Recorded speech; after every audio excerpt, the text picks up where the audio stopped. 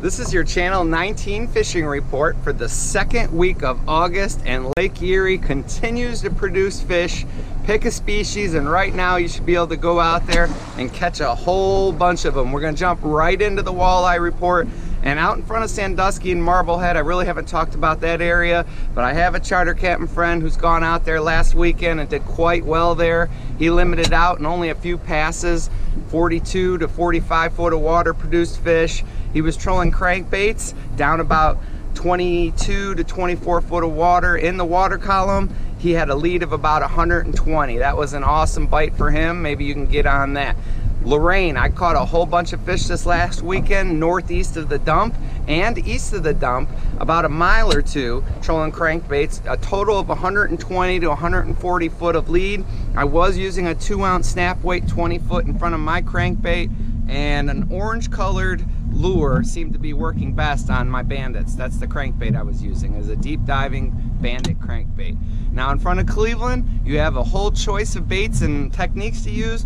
The fish are spread out a little bit as far as the groups and the pods and the schools, but once you find them, you should be able to catch plenty of fish. The charter captains that are going out of Cleveland are doing quite well, and I did see of a casting bite that was happening out there in approximately 55 foot of water.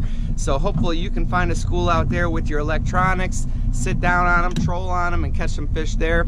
Fairport, Geneva, and Ashtabula, I'll summarize one thing. Go out about 10 miles, fish 50 foot down over 70 foot of water. You should be able to catch a limit in 2, 3, 4 hours trolling fast. And I mean fast, like 2.5, 2.6 miles per hour.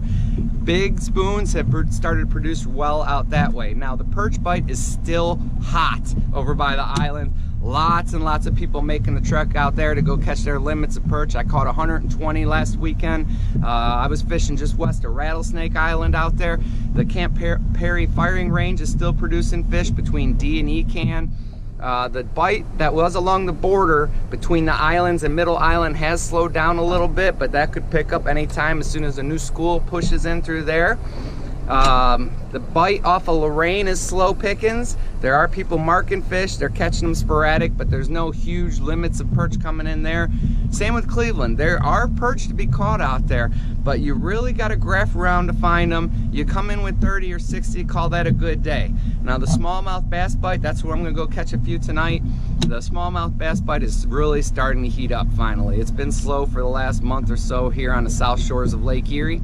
I was out by the islands last weekend. I caught them in 21 and 23 foot, and that's on the top of the reef structure, and I was searching for a structure that was near deep water. And the same here in the central basin where I'm launching now. I will be fishing a little bit deeper structure and where it tops off in 25 to 27 foot of water, and it's going to be surrounded by 30, 35 foot of water. That's what you want to target there. Small finesse worms, gulp leeches, stick baits like a Senko, the smaller ones.